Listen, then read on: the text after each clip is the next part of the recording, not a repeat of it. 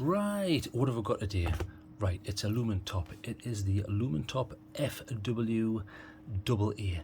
AA is the denomination of the battery type, size, physical wise anyway, that this is going to be using. So it's using a tiny AA, although this is going to be using a lithium rather than the older fashioned type alkaline, although I do have a rechargeable here. I think this is nickel metal hydride. This is a Eneloop Pro. So you, now unfortunately you can't use these cells on it. I was going to say you can stick one of these in, you can't, but I'll cover that.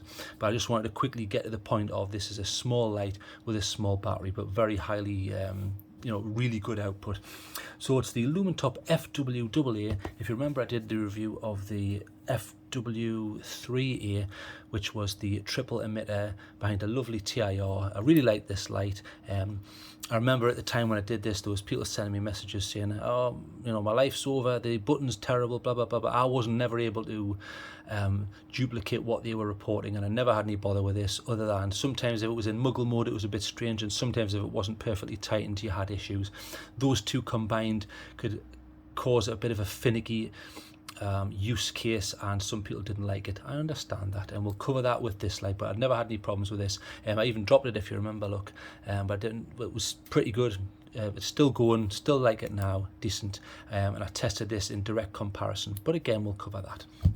Okay, so let's cover this. Now this comes in different flavors, in other words, the different emitters you can get for this. So we'll open the box. So there's the thing you get there, and I'll show you everything you get in there. Here's the manual. I'm not going to read that. There is a generous sized section, I shall call it here, which is the Anduril 2, but I'm going to cover that. You can see you've got Anduril 1 in Chinese for some reason there, and then you've got Anduril 2, you've got simple mode, advanced mode. I will cover that, so you can pause that and look at that if you want to, but I can't be bothered. So boosh, get that in the bin, wallop. What else have I got in the box here? Let's get this all out here, and then we'll ditch this. So there's nothing else of any relevance there. Get rid of the box, boosh. There's the light. Now, interestingly, you get this in here. Now, if you remember back on the days when the FW3A came out, they said, do not take this bit, do not take the tail to bits, do not unscrew this, do not go in here. The reason for that is because some people weren't putting it back together, and this was failing to function. There's a little tiny black nub that was causing problems and things like that. I never had any problems like that, and I didn't dismantle this. You still get this legacy piece of card in here saying, insert the battery from the head, because it opens from the bottom here, and also from the top. So you can screw the top here, as you can see, and you can also screw the bottom there. They're saying don't do that, but apparently it's no longer an issue, though they're still putting this in, because as you can see, it says 18650, which is what you get on the older, the FW3A. This isn't an 18650 light, this is a 14400 light, so this appears to be more of a legacy item, so get rid of that. Also in the pack that I got, you may not get this depending on how you buy this, but you get a sapphire crystal lens there. There's a special holding mechanism, which I shall explain in a moment, and you get your lanyard. Now, lanyard on this, there's no connection point on the tail here other than a connection point here, or on this there are connection points on the side, because that goes on like this, and you can connect it at the side or use this connection point on the clip here, which is an okay clip. It's not deep carry, but we'll cover that. So lanyards, I don't really use them. I'll give it the finger test. What I do is I pull it until it hurts, and then see if it snaps. You can see that's hurting. Ow! You can see how that caused an indent. No, that feels really solid. It's a straightforward item. It doesn't feel too cheap or light or naff. Seems to work. I don't use a lanyard, but you're supposed to wear them like that, and if a ninja tries to take your torch, or I don't know, or you're climbing, you don't want it to drop. I understand. Some people use it, I don't. Boosh, get that in the bin. Couple of O-rings here. The O-rings can go between the machine parts, top and bottom, so there's a threaded section at the top and a threaded section to the rear there near the tail, and these are just spare ones, because sometimes when you're resetting these and opening them, you can shred them, or they can perish depending on what your usage case are. So nice to see most lights now come with at least a couple of spares, and you get that with this, no problems, and they look pretty decent. They're not too weedy. Get rid of that. Boosh. I'll quickly cover the purpose of this. So obviously at the top, you can see there you have it's a triple emitter setup. I'll go over the emitters once I tell you what this sapphire is. And obviously you've got a TIR setup, but then just over that, if I can get it to focus there, my apologies, you have a piece of glass. It's an anti-reflective coated piece of mineral glass, so it's relatively hard. However, if you wanted to go the extra hog, you could get the this sapphire crystal. The reason it's saying sapphire crystal basically is because, I mean, most people will be aware, tough hardened glass, you generally either add certain minerals or you use heat treatments. However, if you wanted to go even harder and raise up on the hardness scales, closer, right up towards the top, I mean, I think 10 right at the top is diamond or something like that. You can go way up to 9 on that scale with something like sapphire. Now, basically what they do is it's a synthetic gem they're making, so they use something like aluminum oxide or something like that, and then at high temperature, and then they can create like this lump of material, and then what you do is you use a diamond saw and you cut and polish, and then you end up with, and I'll show you, you sometimes see this in luxury watch faces and things like that, so you end up with a lens there. I'll show you that. It's got a little sticker on there. I will use this at some point.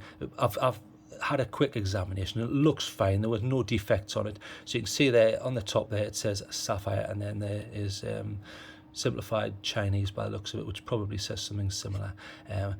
No problems with that, and you can see it's fine. There's no little nicks or anything. It's very smooth. It's well polished, and I don't see any issues with that. So this will be harder than the glass that comes with it.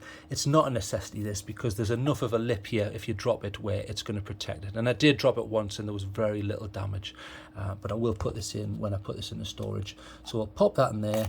That's an option if you want it, but it probably isn't necessary unless you're going to be throwing this around like an idiot, but it's there if you want it. Also, what you get is you get this. Now, the point of this is it's to help you hold the light. So, at the moment, you've got this. So you've got a steel springed clip here. So this is a pocket clip. So it goes into your pocket and it will protrude that much. So you've got the tail section there. Now, it's not deep carry. Deep carry is where it goes all the way up and down. You don't get that on this, but you didn't on the original anyway, so it's not really much of an issue, and it is slightly reversible, where you can put this on a cap, for example. You know, if you imagine this is the peak of your cap and you see this section is bending there, so you could put it in and it'll face where you want to, or you can put it on the top of your cap, however you want. It's an added option there. I would like to have seen that a little bit more deep carry, but then you're going to start ruining this, and it's, you know, I understand why they've done that. Now, you can remove this, and I'll show you why. So if you take this off, now I'm not dismantling the tail section like that card said. There is the tail section. So you can see it's very simple. You have the button section in here. It's a tail clicker. There's the spring. Nothing particularly amazing. It's quite a heavy spring, though. I will say that it's heavy compared to a lot of them, which is good to see because this will use a high drain cell. So nice for the size. Looks decent. No silly machine marks, and the threading looks fine. No issues there. Interestingly, in comparison to the FWAA, if you remember, this had like a sort of a milled look to it. You see it's got like a little sort of a reflective hologram effect there on how that's been milled, which was quite nice. There was no branding on. Now they've put the Lumintop rabbit. Some people were complaining about that. I couldn't care less because it's not something I look at, and it's very, very finely done, so you can hardly feel it. Listen, here that's slightly raised. No issues. I would have preferred to, basically for me, I would have preferred to have seen that left, but they want to brand it like that. That's up to them. It's certainly not, you know, causing me any headaches. So that works there. Now you can take this off. Now when you take this off, be careful because it's below the sort of O-ring there. You need to take it off without gouging the O-ring off. So we'll take that off. There you go. So take it off and then just make sure that that's seated correctly. It is. The O-ring's still there. And then you can add. Now, some people are calling this a cigar holder or cigar hold adapter. So the reason for it is, if you put that on like that, okay, see that? You can hold the light like that. Now, why would you need to hold the light like that? What's the necessity for that? Well, the necessity for that comes from its size. And I'll take this off to show you. But so I've explained what that's for. It's there. The problem with that is this lip makes it less comfortable in the pocket, unfortunately, but it's more raised at its sides rather than the full circumference, so I see why they've done that, but you've got that option. Now the whole point of that option is because of its length, so let's discuss that. We'll put this back on just for the duration of the review, and I'll discuss length because this was an issue with me, length. pop that back on. In fact, we'll get the cell in, and the cell I'm using on this is a 14400. In fact, I'll show you there. Let's zoom in a bit. Let's have a look. There, 14500, sorry. 1000 milliamp hours on this because it's at 3.7 volts. I'm using a VAP cell, and it's a high discharge one, this one, so you're getting 10 amps. You're probably thinking, well, what difference does it make? Who cares? Well, for example, here's the Lumintop Tool AA V2. So here's a 14400 in this. However, if you notice, max continuous discharge, I'm not burst, but continuous, what can it manage, is around 1 amp, 0.8 of an amp AC.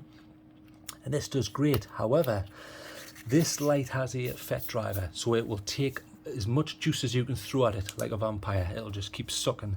So by virtue of that, I was able to go for this very high 10 amp, well, I'm saying high in regards to this size anyway, in this type of cell, and it does make a difference. I've tried both of them, and it gets much hotter, much quicker. So put the cell in there. Make sure you get this the right way, because I'm told there's no reverse polarity. So top goes to the top and the stubby base goes to the tail. Bit strange why they wouldn't have reverse polarity protection, but never mind. And as I say, it does not work with a standard AA. There's no fallback feature. So if you're using this and you're not close to a charger, because it's not USB rechargeable, so you can't use it, and then you think, well, I'll just stick in a AA. Unfortunately, you can't. I've tried. So that's a shame. It's a shame to see that. Okay, so you can see there's the light. So tighten it properly there. Right, so there's the light and it's working. So this cigar hole, they're saying you can hold it like this. Why would you want to do that? Well, the reason why you want to do that is length, and I'll get the original to show you what I'm talking about. Right, there's the original. So, well, I say original, but the FW3A. Now, look, size-wise, this is a tail clicker. So if it's a tail clicker, look at my hand. You need enough space to fill the hand. You need enough space so this exits the hand area, and you have a protrusion which you can press on and off, you see? Perfect. In the same way that even the small Tool AA V2 here by Lumintop, same thing. See how that works? This doesn't come into contact with the skin. There's enough space, and it's a tail clicker. The problem with this is, look at the size. It's just too small. So if I put this in a comfortable position, which is there, see what's happening? It's all touching here. So the length is an issue. Length normally would be great. The smaller the better. Fantastic, amazing, brilliant. However, it causes a problem because you think, okay, well, I'll just move this forward. So you move it forward. Right now, you've got it's uncomfortable. You're having to push into you're like a magician trying to hide a handkerchief. You know, don't look the other way. It doesn't quite work. One thing that I was doing when I was testing, I was using the Ozzy Osbourne grip, which is, you know, like this, and it doesn't cause a problem. But you shouldn't have to use a light like that. That's what I found myself doing as a workaround. That's unfortunate. So they have put this, but this to me feels more like handing someone handing a cripple a stick and saying, no, we're not going to operate on that, just leave it. Here's a stick, get on with it. I would rather have said, well, we'll get rid of this and we'll slightly increase the length. Although, again, I can see other people saying, well, no, I'd rather have a smaller light. Maybe my hands are too big. Maybe I'm being picky. But I think that's a bit of an issue. But I like the fact that they've bothered to put that in to try and fix the issue. And it doesn't protrude too much, but I didn't like it as much. When I tried days using this, when it was in my right-hand pocket, in dress pants or in jeans, I liked it less. Although I didn't notice it too much because it would naturally rest. What would happen is it wouldn't protrude like that into my leg. It would naturally roll in the pocket and rest on the flatter section. It just was less optimal for me. So size may be an issue. So speaking of what this does, so it's a triple emitter, and as I said before, it comes in different flavors. So the different flavors it comes in, you can get it in a Nichia or Nicaea, however you want to pronounce that. I call it a Nichia, a 219C. There's 3 options there.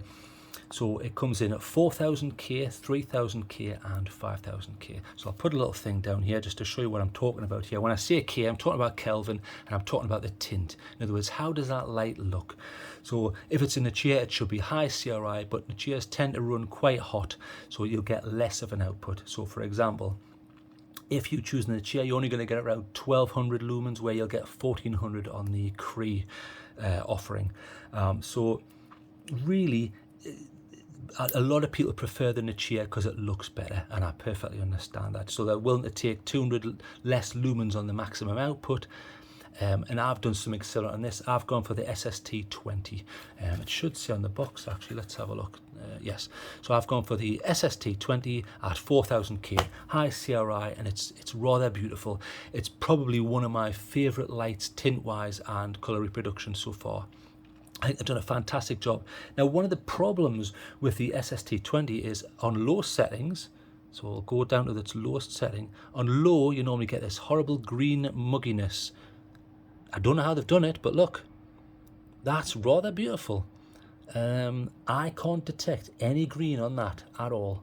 I don't know how they've done that, because every other light that I have which has an SST20, on the lowest settings you get green. It's fine on all the other settings, but I don't know how they've done that. But on this light, none of that, so well done. I think they've done great on that. They've picked decent emitters, or a decent bin of them anyway.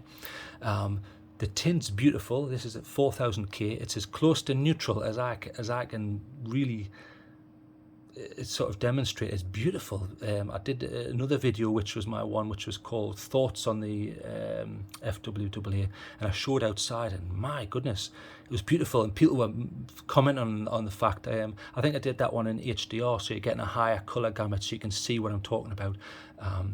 And beautiful. I think they've done a fantastic job. That's one of my favourite features of this light with these emitters anyway.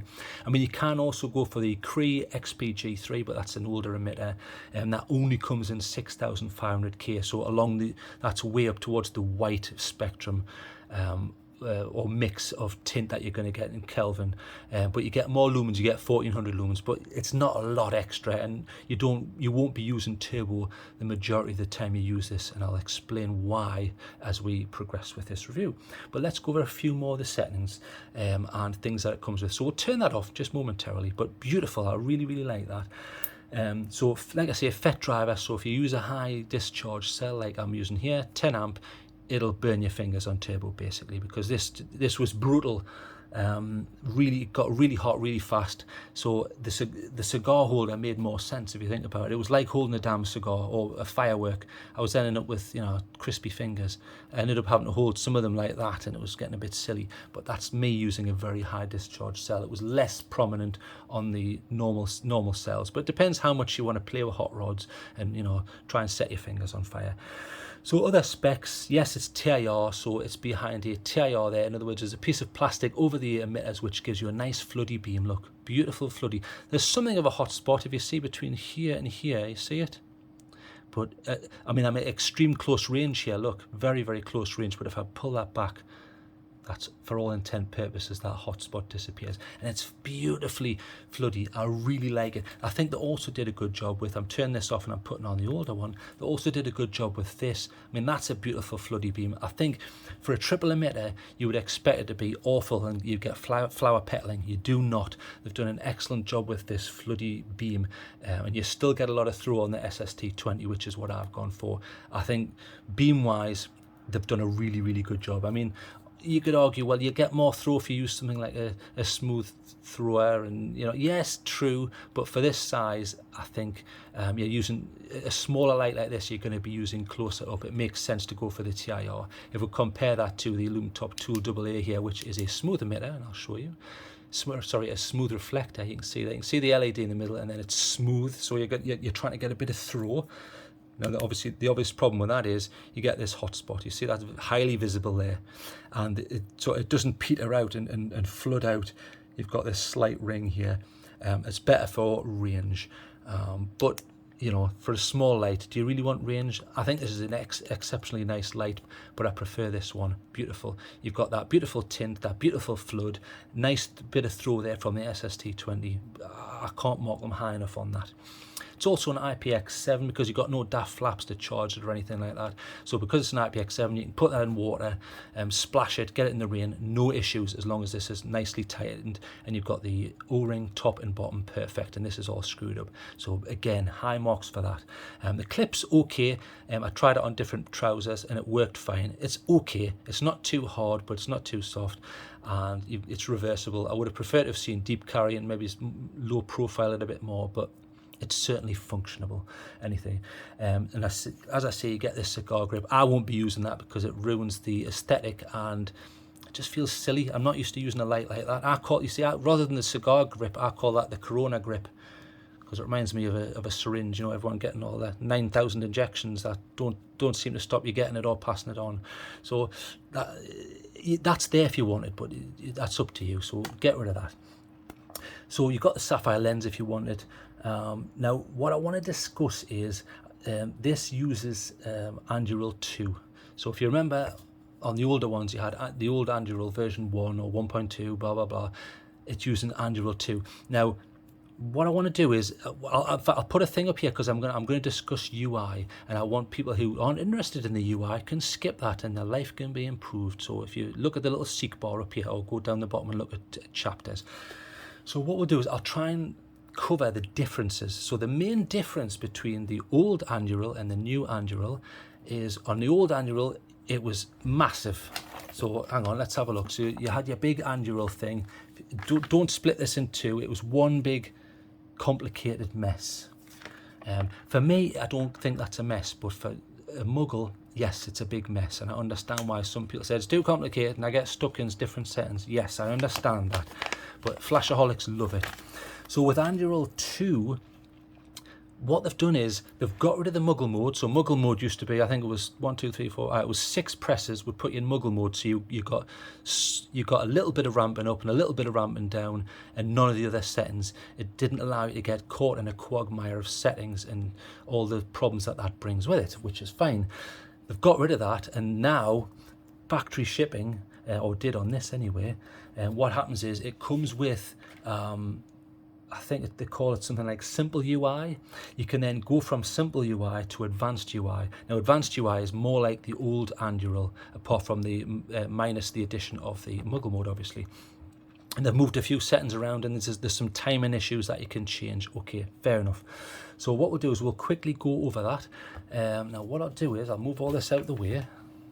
Right, that's all moved out the way, okay, because I want to concentrate on this. So, Anduril in simple mode, which is how it should come from the factory, or in this box anyway.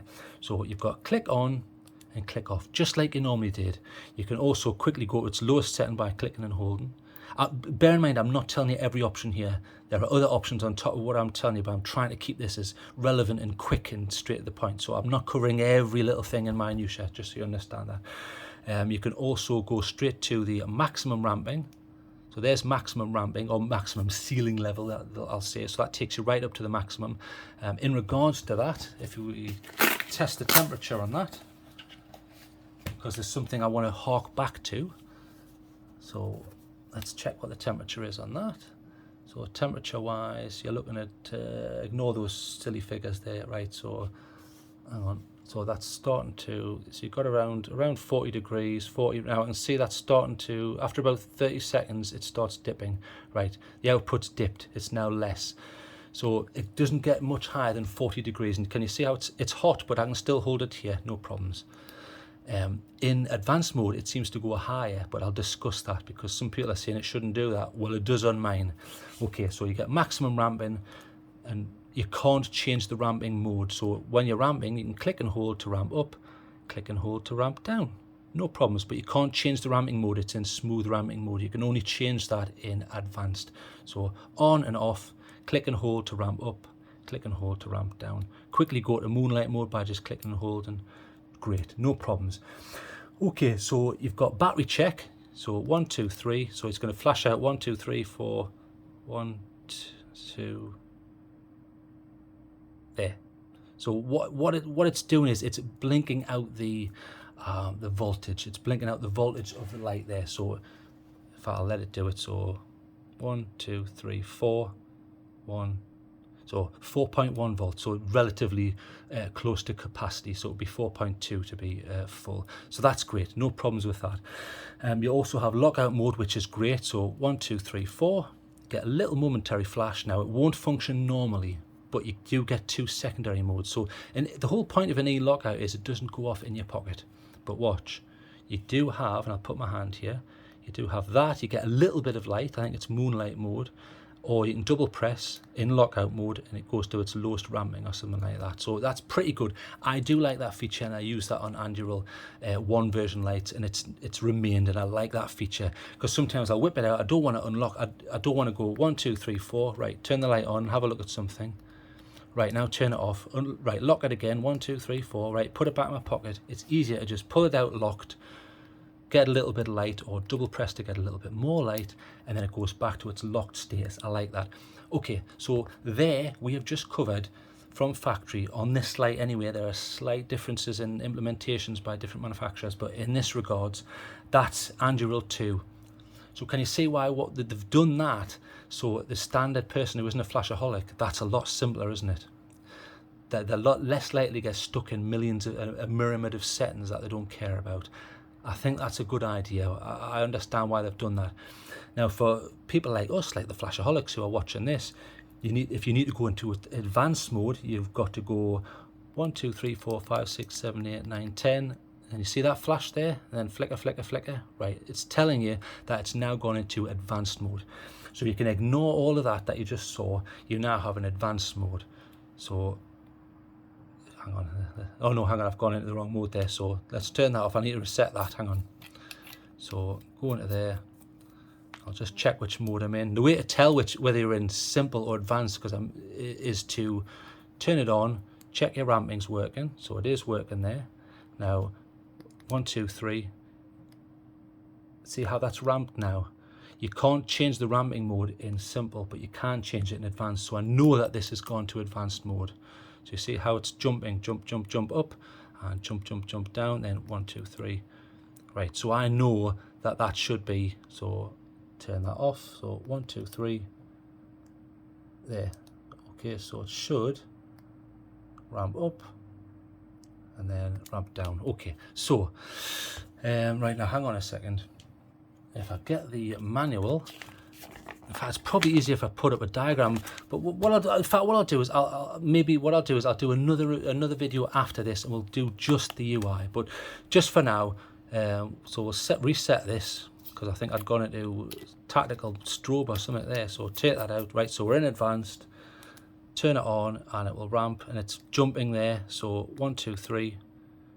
It should be smooth now, which it is. There you go. Try that again. There, smooth. Okay, right, so we're in advanced. So you've got your on, off. You can quickly go to low mode. You can double click to go to turbo. So if you have a look here, so that's a relatively low level, but if I double click, so there, straight to turbo, and then we'll turn off. So, but if you notice, and I'll show you, if I go to turbo, if you remember, I was getting between 35 and 40 degrees. So we'll go to turbo. Remember on the simple, I wasn't getting too high a temperature, so we'll see what difference this makes. Because I've noticed, yes, it steps down, but it just seems to go mega high. Right, see how that's, hang on, wait until it goes up. There, it's 45, 46. Right, it's starting to step down now, about 47. So we'll turn that off. Now the whole thing's red hot there. So I've had people tell me that in simple mode, in Anduril 2, double click takes you to maximum ramp, which is turbo. I'm not finding that. In simple mode, I'm getting maximum ramp, and I'm only getting a certain temperature, whereas in advanced, it's going higher than the maximum ramp on turbo, and it's much hotter, suggesting therefore that what they're saying isn't true. So if anyone knows what's going on, you can stick it in the comments. But from my personal experience, I'm finding in simple mode, you can get maximum sealing. Yes, double click takes you to the top, but double click in advanced takes you to turbo, which is even higher. So there you go. That's just what I'm finding. I mean, that's red hot there to ridiculous levels. Okay, so in this mode, obviously, yes, you still get your battery check. So 1 2 3. So it'll click out for 4.1 volts. It'll flash out what your capacity is of the battery, which is decent. You also have your E lockout, so 1 2 3 4. So there's your E lockout. It won't function, however you can, hang on, did I get that right? 1 2 3 4. Yeah, there you go. So you've still got your momentary, in fact, take that off just I don't want to make sure I'm in the wrong mode here and give people the wrong information. So let's do that again. So 1 2 3 4. Right, that's locked. Right, There, that's locked, so you've got a little bit, or double press gives you a lot more. So 1, 2, 3, 4 takes you straight out of lockout. Got that mode. Now you also have momentary mode, so 1, 2, 3, 4, 5. Right, that should put it in momentary mode. In other words, it's going to function or not. There's no other mode, so it's either on or off. You see, when you press it, it's on. There's tactical uses for that, or you may have another use for that, which is fine. It's either on or it's off when you let go of the button. To get rid of that, just open it and reset it. There you go. That resets the circuit. Push, push, push. Take that back on.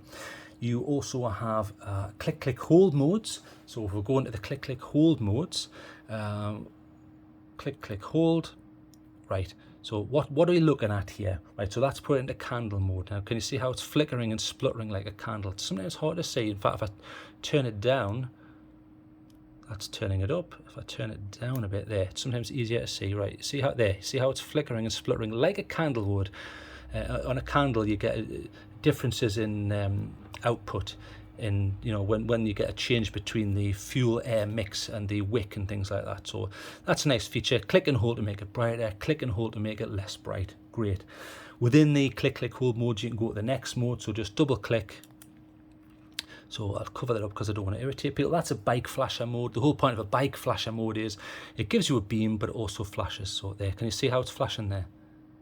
There's something that's hard to pick up there. There, you can see it flashing there. There. So the whole point of that is it's giving you a beam, but it's alerting people to your presence. So okay, I wouldn't use this on a bike, but you know, it's there if you want it. Next one is party strobe, so I'll cover this a bit. Right, so we're in party strobe there. Can you see that? It's flashing, but it's not using maximum intensity. It's just for a party. Now you can change the frequency of that flash. So if you click and hold, see how it changes frequency much, much faster. You can hardly see that on camera there. And then if I do it again, it'll change there.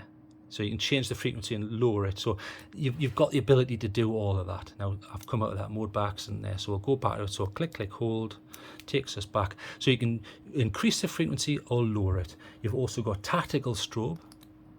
There's tactical strobe, much brighter, so I'm covering that so I don't irritate people with epilepsy and things like that. So it's using maximum brightness. I can feel the heat there. And then the next one is lightning storm, so we'll go to that. That's lightning storm there. So as you can see, nothing, and then all of a sudden you should get it there. So a big burst in lumens and then off. So it's trying to emulate what happens during an electrical storm, where you see the flicker and the flash of the electricity in the sky. And then you'd go back to candle mode by just double pressing again. Okay, so that's fine. They're all very interesting. Now one thing I did forget was, if we go back to the triple click, the battery check, I totally forgot actually. So 1, 2, 3, you're in battery check mode. You have sub modes within that battery check. Within there you have, if I remember rightly, so 1, 2, 3, have I turned that off? I locked that, 1, 2, 3, 4, there, back on. Right, let's turn that down. So if we go to 3, so 1, 2, 3, it should be battery check. So 1, 2, 3, there, battery check. Within those modes, you can double press your way through and go to beacon and SOS. So if we go to beacon, there's beacon. Now, interestingly, beacon, see how it'll flash out like a warning or a rally point or however you're using that. Interestingly, you can change the frequency of that. When you go into that mode, what you do is you just hold the button, so you double click and hold it. Now within that mode you just hold, and each little flash you get represents 1 second. So if you held it for 3 little flashes, it means it's going to flash every 3 seconds. So that's pretty good. That's pretty user friendly. You know, I like the way they've added that feature. You can double click and go to SOS if you want. There's SOS, 3 flashes, and then 3 flashes, 3 flashes, and so on. So we've covered all of that. I think that's about it. Now, the only other feature which I'm going to cover, I'm not covering everything like how to get a version check and things like that. We'll cover when it's on. So if you turn it on, it's in normal functioning mode. You can do 5 clicks and hold. So 1, 2, 3, 4, 5 would turn it off. So hang on. So turn it on. Done that wrong, haven't I? Okay, so what I've done is I've turned that into momentary mode.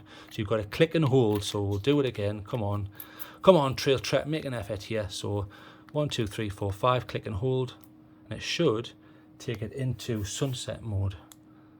Is that in sunset mode? Probably not. We'll try again. 1, 2, 3, 4, 5. Click and hold. No, still not working. Okay, so it's got to be turned on. That's probably where I was making the error. So once it's turned on, 1, 2, 3, 4, 5, click and hold. Now there's a flicker there, right? Now it's in that mode. Now when you enter that mode, if you hold that down, you notice there was a momentary flicker there. However many flickers are equals 5 minutes. So if I was to go 1, 2, 3, 4, 5 and then let it flicker 3 times, that's going to run down on sunset mode in 15 minutes. So each flicker represents 5 minutes. So there's a lot to remember there, really, but it's very feature rich. Now if you wanted to go back to simple mode, if you remember to get in it was 10 clicks, I think. 10 clicks, you could just use 10 clicks to get out. So we know that we're in advanced mode here, because if I go 3 like that, you can see it's jumping. And then if we go to smooth ramping again, it'll be 1, 2, 3, back to smooth ramping. We know we're in advanced. So if we want to go back, it's 10 clicks. So 10 clicks in, 10 clicks out. One needs to be held, one doesn't. I think that's enough clicks to prevent a muggle getting into this and getting mixed up. But I think it's a step in the right direction, but I'm still not sure. I understand why there's people who think Anduril's too many features, and people who say, I want more, I want more. I think basically what this is going to come down to is we're reaching a point where there's so much you can do with a light. Really what we need to start moving to lights with screens. It's a lot easier to show the battery and to tell you what mode you're in and give you voltage checks and all that. It's a lot easier to do that with a little screen. And most of these vape things that have screens now, even on the cheap ones, I think there's going to come a point where most lights are going to come with a small screen, because yes, Anduril's brilliant, and I'm not having to go at the people who come up with Anduril. It's fantastic, well done, hats off to you, but I think screens are probably going to be the future, because things are getting so complicated for some people. It doesn't bother me, I know this, I remember all this off the top of my head, but there'll be people who don't. Okay, so what I want to do is I want to show you some lights I've compared it with, and then I'm going to give you some good and bad points and then give it a mark. So what I compared it with, let's have a look. So I went out, there they are. I went out, so that's the light there. I went out and I compared it with these, and I'll just quickly discuss them. Now we'll discuss like a beam shot. So I compared it with this, obviously still great, not as good flood on this, which I was very surprised at, because look, much bigger on the older FW3A. You would expect that to have much superior flood. Not the case. This had the better flood. In fact, look, I'm going to discuss these, but watch. We'll bring up a picture here. Okay, so let's bring up a picture. Now what I did was to take this photograph, I used a tripod. I held all the lights at exactly the same point towards the camera, at exactly the same angle. I try to be as absolutely fair as possible. Okay, so let's have a look. What have I got? So if you look at the top left, so there's the FW3A, the older one. Now, if you compare that to the FWA, straight off, tint. Look at the FWAA.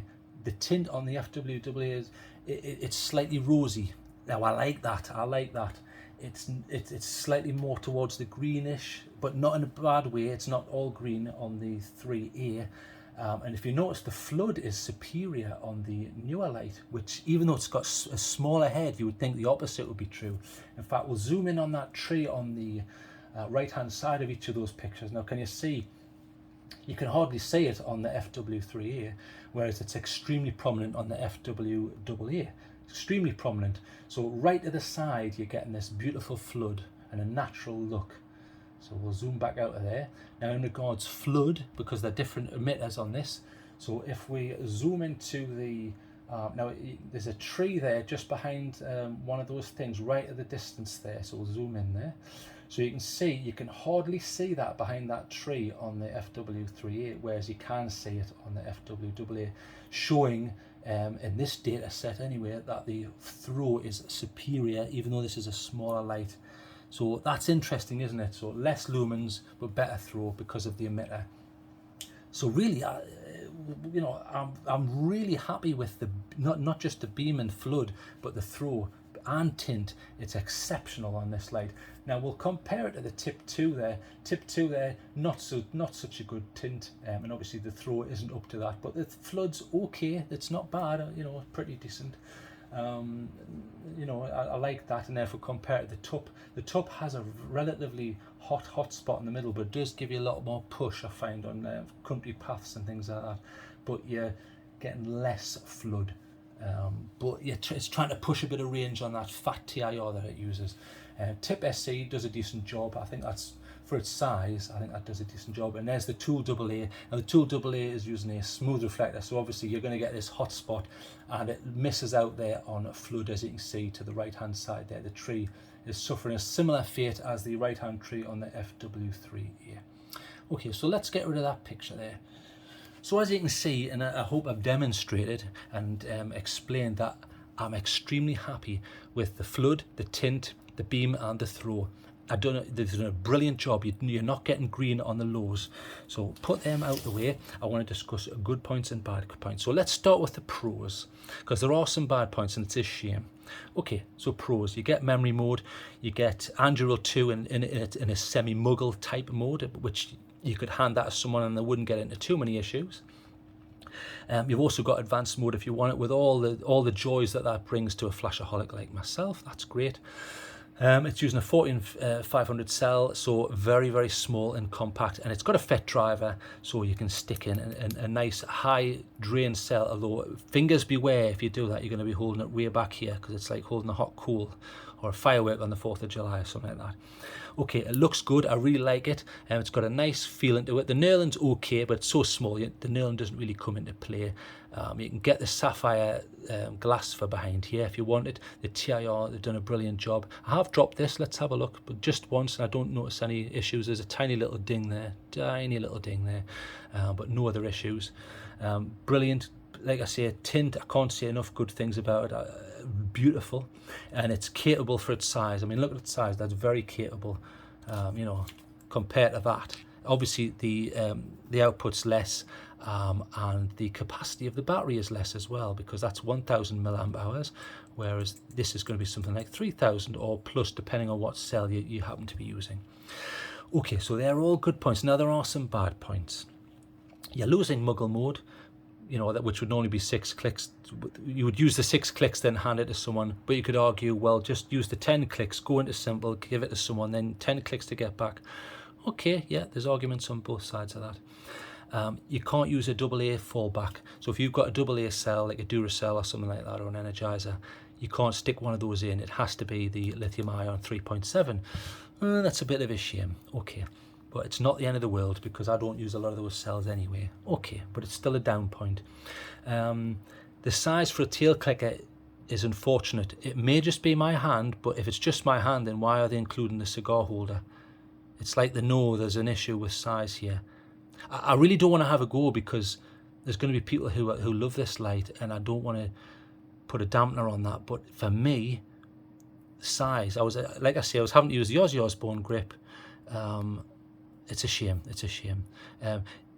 Maybe why don't they just like make more of a protrusion here, but smooth it so you can do that grip? You see, like there's something of an ability to do that here, but okay, there's maybe some work that needs to be done there on size. Maybe make it a little bit longer, just a little bit longer, and it would have been perfect as a tail clicker, because I like tail clickers. You can tail stand it, you know, it doesn't protrude. You know, it's such a nice light. Heat is ridiculous because it's a FET driver and I've got a high drain cell in here. Heat's ridiculous on turbo, you end up having to hold it here, but you know, it's a small light and it's producing a lot. Therefore, that heat has to go somewhere, so it's going to sink into the metal and it's going to go towards your fingers, you know, just like the tide coming in trying to get you. It's going to get you eventually, so you end up having to turn it off. Also, the tiny tolerances, watch. If this is slightly, now, you know, slightly unscrewed, look, it doesn't function, right?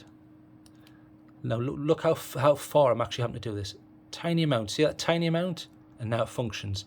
If you're a tiny little bit untightened, and I'm talking tiny, it won't function and you'll be sitting, Lumintop, what have you done? It doesn't work. It does work, but you really need to tighten this. So I just wanted to point that out. That's another issue that I've had. It'll work its way loose from getting hot and cold, hot and cold. You have to tighten it up again. Also, I want to discuss this button. The reason why the review of this has taken so long, it's nearly a month, is because I've used it and used it and used it and used it. in its initial days, I was unable to replicate. People said, there's a problem with the button, and I thought, what on earth are they talking about? I cannot replicate that. I tried pressing this at different angles, pressing it from the extremity rather than the center. At certain angles, using this certain ways, the button doesn't function every time. Now that's a big problem. The button is what connects you to the UI and connects you to the lumens coming out. Your button has to work every time. It seemed to be more prevalent the hotter it got. So if you were doing a turbo, doing bits and pieces, and then trying to turn it off, especially when I was filming, I found myself pressing it and saying, "It's not working. What's going on?" It's so difficult to replicate, so I can't work out what's going on. I don't know whether it's some sort of design here. The first 2 days I had this, there was a little bit of a creak on the button. That's gone. That's understandable. But for this button not to fire every time, I don't know why it's doing that. Now, I'm annoyed that I wasn't able to pin down what was causing that, but the button isn't firing every time. And it's so difficult to pin down what's causing that. So for me, I have to mark them down for that. The whole point of a flashlight is you complete a circuit by pressing the button and light comes out. It's the most basic point of a light. If it can't do that every time, then you've got a problem, haven't you? So I don't want to mark them down because I love Lumintop, but I have to be honest. I have to say, if it can't do that decent, straightforward thing, then it has to be marked down.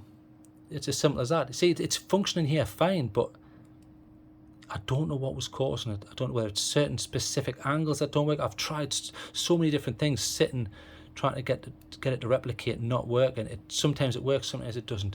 I don't know whether it's because it's not tightened, but it is tightened. I don't know what it is, so I'm going to have to mark them down for that. It's unfortunate because, you know, something like the Lumintop here, I've loved this. This is the Tool AA. All Lumintop lights I've loved. I've never had any issues with. But the button on this, I don't know what it is, so I'm going to have to mark them down for that, and it's a shame. Okay, so we've gone over all those good and bad points, so let's give this a mark out of 10. So bearing in mind, it's got a fully functioning UI, great beam, great tint, great flood, beautiful. I liked all that. There's so much I like about this, but then you've got this button that doesn't fire every time.